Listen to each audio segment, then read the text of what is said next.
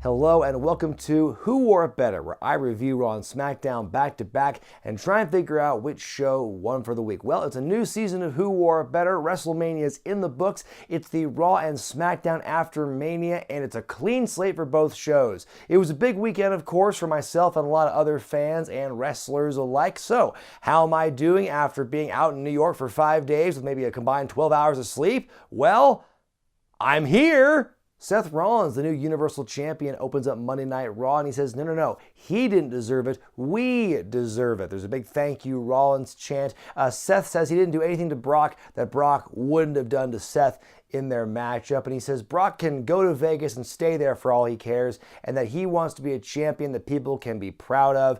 Out come the New Day. We haven't seen the New Day on Raw in forever, if you don't include that last time they invaded before Survivor Series a couple years ago, but officially like showing up and getting an entrance and everything. First time in a long time we've seen the New Day on Raw. Kofi Kingston, of course, is the new WWE Champion. There's a massive Kofi chant here in Brooklyn. The New Day celebrate by humping the ground. You kind of had to see it to understand what I'm saying here. And basically Kofi challenges Seth to a winner-take-all match for both the main championships right there tonight, and the crowd is very much into that idea. Seth says the challenge is accepted. It's a good way to introduce the fans to the new champions across both shows, and we'll see how that match ends up. In a rematch from the kickoff show on Sunday, the new Raw Tag Team Champions, Hawkins and Ryder, defend against the former champions, The Revival. It's a good competitive matchup. Hawkins wins for his team once again after a blind tag, pinning Dawson. So the day after WrestleMania, win a title, lose the next night curse no longer applies to Zack Ryder. It's Baron Corbin time. He gloats about his win over Kurt Angle on Sunday, says he should get a gold medal for what he did at WrestleMania.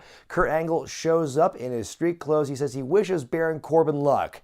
Bad luck. Oh, snap. Boom, sucker punch, Angle slam, ankle lock, so Kurt gets a little bit of his heat back after losing Sunday to Baron Corbin. But as he's celebrating, who shows up but Lars Sullivan? This man has been AWOL for months. He was part of the original, he was supposed to be part of that original NXT call-up with Heavy Machinery and Lacey Evans and Nikki Cross and EC3. But the night everyone else showed up, he was nowhere to be found. He was AWOL for reasons that, to my knowledge, have still never been fully fleshed out or confirmed. He shows up here, he beats up Kurt Angle, so Lars is finally here, making his impact as the next in what has been a long line of big scary monsters coming in and making a statement. We've seen it a lot before. I'm curious to see what they'll do differently with Lars that we haven't seen before. Alexa Bliss is in her first match on Raw since late January as she takes on former women's tag team co-champion Bayley in singles action. One point near the end, Bayley with this sick sunset flip into the corner. The impact Alexa's head makes on the turnbuckle just looks scary as hell. She does recover though. She hits Bayley with a DDT. And tale as old as time, Alexa Bliss beats Bayley. The new double champion, Becky Lynch, makes her way out and celebrates her victory from Sunday. She says she's always been a survivor and she will always find a way to win. She's really just relishing her big win against Ronda and Charlotte from Mania. Lacey Evans, the sassy Southern Belle, interrupts, and they have a bit of a face-off. Lacey with the first shot. The women's right into the mush of Becky Lynch. She doesn't really go down though. It's just kind of she's stunned for a second, gets up and immediately starts fighting Lacey. And so we have this big fight. Lacey's in these slippery heels. She's trying to find her footing the whole time. It's very impressive she's able to stay upright the whole time as they're fighting. Becky almost puts Lacey in to disarm her, but she's able to escape. And that's how the whole segment ends. And it looks like this could be Becky's first post-Mania rivalry. We get a backstage promo by Seth Rollins who warns Kofi Kingston to prepare for the consequences of his actions from earlier. Then we go to a match between Ricochet and Ruble. It's a good match. Ricochet wins after hitting the code breaker on Gable. After the match, Bobby Roode with a cheap shot, and eventually he and Gable run away. Seems to me kind of a heel turn in the making here with these two. They've been on a losing streak. We've seen the body language over the last couple weeks. Something will give. It seems like a heel turn's imminent, which I think is a good change of pace for this team. They've been a babyface team for a while and have kind of got lost in the shuffle, so maybe a heel turn will do them some good. I do find it eerily similar though to what happened in the last tag team Chad Gable was in with Shelton Benjamin on SmackDown, where they started out as a babyface team and then they became a heel team over time. Maybe Gable is the bad influence in these tag teams. Jason Jordan got lucky he got out when he did. Dean Ambrose is taking on Bobby Lashley in what's being billed as Dean's final match in WWE, but first, it's a bird in a box. There's a smoky cardboard box in a dark room room, you hear some kind of variation of like Bray Wyatt's music. All of a sudden, out comes this bird puppet wearing Bray's old Hawaiian shirt and cackling, and you hear Bray's laughter. You get the jump scare at the end. Man, I just can't wait to see how this thing turns out. Just can't wait. Before the match begins, Lashley's on the mic and he tells Dean he'll be taking care of his wife after he goes, which leads to a big old knocky-draggy, big old fight outside the ring, up the ramp, on the stage, and eventually Lashley slams Dean on the announce table and leaves him laying, walks away. The match never really goes anywhere, never really gets started. Renee leaves her post to check on Dean. It's the first time it's ever happened, I think, and that's pretty much where we end off. There's a thank you Ambrose chant, and that's where it ends. And so I just wonder, is this really the end of Dean's time in WWE? I know people have been speculating for months now. It's all big work. The fact that Lashley would specifically call out, and say, I'm going to sleep with your wife, Dean, once you leave, to me screams like it could be a work. But again, who really knows? Maybe, maybe not. But if Dean does come back, this will obviously kind of be an entry point for him. But considering they had a farewell at the end of the show after the show was off the air, it seemed like there was some finality to it. So, anything's possible now, huh? Well, look who's back. It's Sami Zayn. Last time we saw him, he hurt both his shoulders after carrying Bobby Lashley through an abysmal feud last year. He comes out and he issues an open challenge, and it's Finn Balor. And it turns out it's going to be for the Intercontinental Championship that Finn won on Sunday. We get some dueling chants and a really good match here. Zayn showing off a lot of his personality throughout the match as well. The match ends when Sami gets out of the way of a coup de grace, misses a haluva kick, gets a coup de grace for reals. Finn wins and retains the championship. Is it just me, or is losing to regular Finn after he just won as Demon Finn kind of a bad look for the loser? After the match, Sami cuts a promo afterward, starts out all babyface-like, but then he hits that Alexa Bliss Memorial promo and just turns it on you. Oh, he's a baddie, and he takes it out. He says he complains about the fans being critics and just hating everything because they have no room in their lives for joy. He hates online skeptics and critics. I feel attacked, honestly. Sami says he's here to do the right thing, which is to hold all the fans accountable. He says, see you in hell, leaves, gets a standing ovation. What a great promo, and what a response. Backstage, Dana Brooke says she wants a shot at the champ, Becky Lynch. I wish that Dana Brooke had a gimmick or a character trait that was something beyond, gosh, golly gee, I'm here to do well and hopefully win. We get a performance by Elias up next. He says, in light of what happened between him and John Cena the previous night at WrestleMania, he wants to rap on this evening. In one of his verses, he says, the next person to interrupt me is a dead man. Wink, get it? He might as well be doing this as he said it. Next person to interrupt him is a dead man.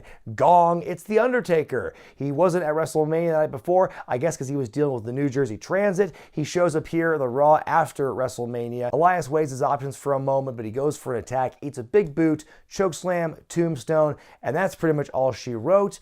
It was a fun token appearance for The Undertaker here, but I really can't see this going anything beyond this one moment where Elias just gets beat up by him. Main event time, it's winner take all as WWE Champion Kofi Kingston takes on Universal Champion Seth Rollins. They wrestle for a couple of minutes until the Bar interfere for reasons, and the match is thrown out. Big old bullshit chant by the audience, and rightfully so. This was essentially a bait and switch. I feel like they gave us this match or advertised this match at the top of the show just as a means to hook the fans in for something until the end, even though they knew full well they couldn't actually pull the trigger on it and give us a decisive finish, hence the DQ finish. And I get it because, since the Superstar Shakeup is next week, both shows are kind of in a holding pattern, which does greatly affect a lot of both shows this week. But still, why it seems kind of disingenuous to promote that kind of thing. So rare that we have both world champions in one show at one time wrestling each other, and you're going to have an end like that. After the bell rings, Seth challenges the Bar to a tag team match right then and there, and the match is on. Seth and Kofi look good here. A lot of stiff-looking shots by all four guys here. The match ends when Kofi hits Trouble in Paradise on Cesaro, followed up by a Seth Rollins stompy stomp, and the champions win the match. It is interesting, considering the Bar is the one team that has all the chemistry, and they've worked together for so long, and meanwhile, Seth and Kofi literally just teamed up minutes before. But you know what? Those guys are the new champions. They're not doing the JOB for anyone tonight, brother. The show ends with the two new champions celebrating, and they're going to help the WWE blast off into the next decade. Following that, SmackDown opens up with the New Day celebrating Kofi's big win on Sunday. Xavier and Big E put Kofi over in a big way. Big E talks about wanting to change culture as well as history, and that's what they did on Sunday. Kofi thanks the fans, thanks his family who's sitting in the front row. The Bar show up again, they interrupt, and we get a big shut the fuck up chant, by the way, when Cesaro starts talking. The Bar challenged the New Day to a 6-man tag team match for later, and their third man is Drew McIntyre, which to me kind of telegraphs where Drew's going to be heading next week after the Superstar Shakeup, but I will reserve judgment on that until once it's possibly made official. So after the break, we go from hearing about this announcement of one 6-man tag team match for later in the night to a different 6-man tag team match happening right now. It's Nakamura and Andrade taking on Blackachet and Ali. Really exciting match here. Everyone looks good. There's the triple jump and sit down pose that Alistair and Ricochet and Ali all do. Ali wins for his team after hitting Andrade with a 450 splash, but right after the match is over, RKO out of nowhere. Randy Orton gets his shit in on Ali, walks out the ring, goes up the ramp, and starts like making reference to the whole controversy from his match with AJ Styles on Sunday, where the lights were in people's eyes and people were chanting, "Turn the lights off." So he's doing this, can't see. Oh man, that was so awesome. That got all like the Italian chef finger kisses. Mwah, mwah. It was an amazing little moment there by Orton. But then right after that, Kevin Owens comes in, hits Rusev with a stunner, and he leaves. So a lot of chaos to end this segment here. We've got like 8 different guys getting represented in this segment. 9 people if you count Lana. And yeah, that was pretty much how it ends. I like seeing chaos in my wrestling segments every now and again. So this one got a pop out of me. R-Truth and Carmella are in the ring. They celebrate all the goings-on that happened on Sunday, including Carmella's Battle Royal victory in the kickoff show. Samoa Joe interrupts, and we get a scuffle between he and R-Truth before Joe chokes him out with the coquina clutch. Joe gets on the microphone and issues a warning to everyone in the locker room that he is ready for a fight. Braun Strowman comes out. Why? Who knows? They have a scuffle as well. Now, Braun Strowman is a man who has flipped vehicles in the past. It is a real hard time getting Samoa Joe on his shoulders for a power slam. Joe escapes, and that's where the segment ends. So again, kind of like with Drew McIntyre, it seems to me they're really telegraphing that Braun might be heading to SmackDown. But again, I will reserve judgment until it's been made official next week in the shakeup. The Buzzard puppet appears for the second night in a row. Now, we know that puppets don't get over, but things that come out of boxes do. So which one will win out? Anyway, the Iconics show up and they celebrate their big tag title win on Sunday, and they say they've arranged for themselves a real hard challenge in their first title defense. It's a pair of local talent called the Brooklyn Bells, one of whom is Kristen Statlander, who's doing fairly well for herself on the indies these days. Hell of a double team finish by the Iconics here, where Peyton holds up Kristen in kind of a German suplex wheelbarrow kind of thing, and Billy just hits with a huge knee to the side of the head, and that's the finish. I love that move. That's such a great double team move. I love the Iconics as a shtick in general, and as tag team champions. I think it's really entertaining. Like, I know people say it's annoying, but like that's the design, and they look like they're having so much fun doing it. So how can you hate something with that much joy on screen? As that match is wrapping up, you see Paige here hanging out backstage watching the match, and she says that next week she's going to be bringing another female tag team in to challenge the Iconics. But who?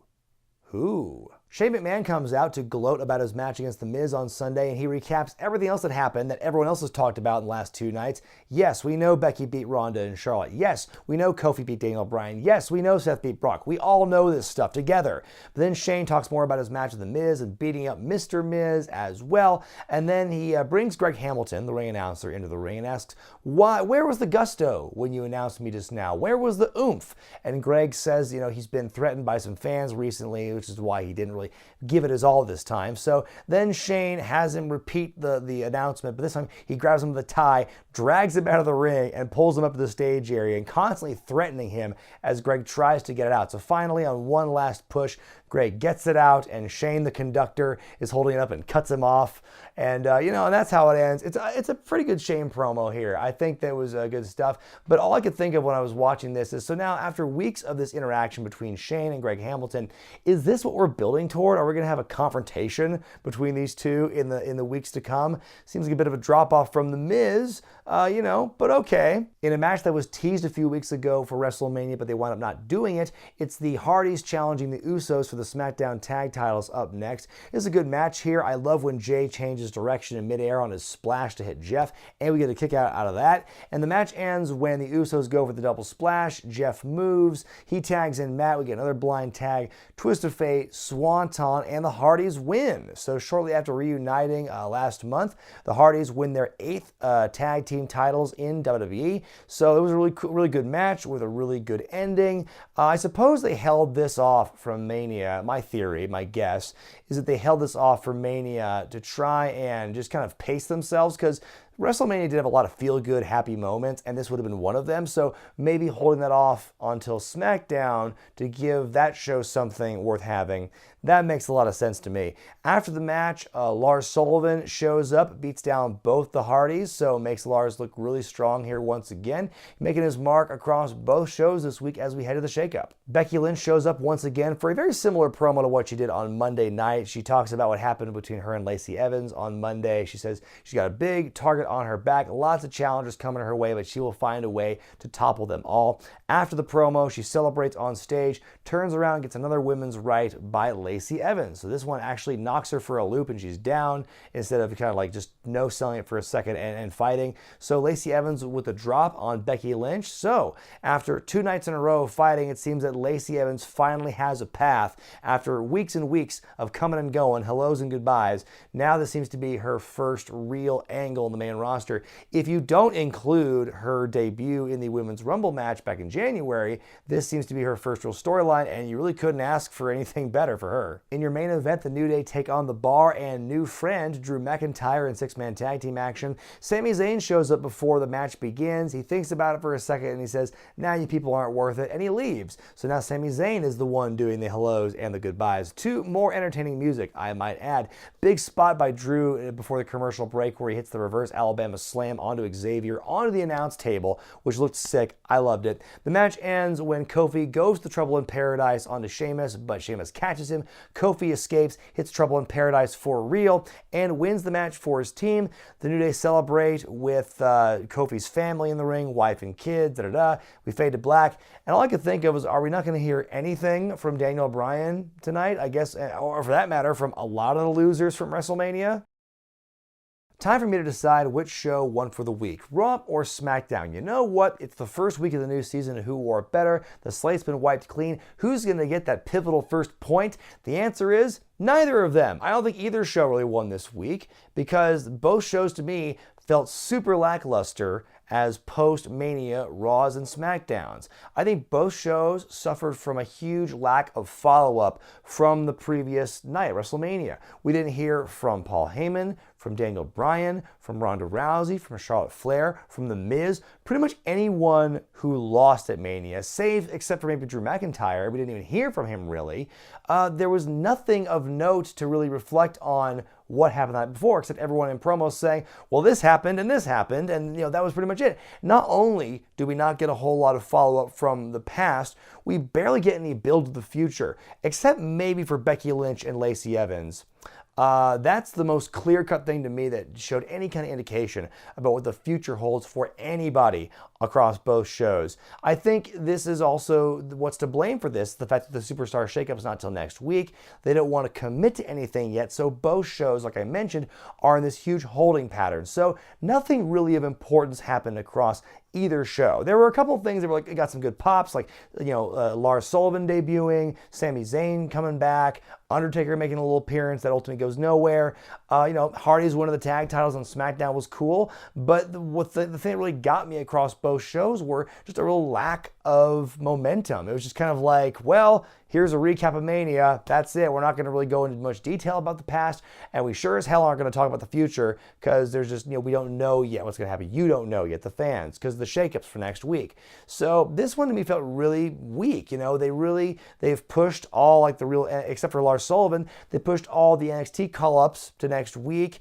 They're kind of telegraphing what's going to happen with certain stars across the shows.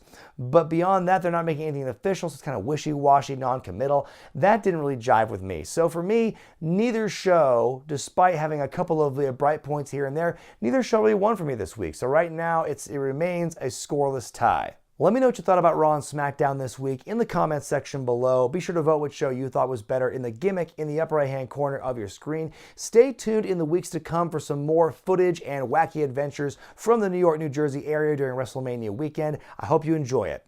I'm Brian Zane, and I'll see you next time.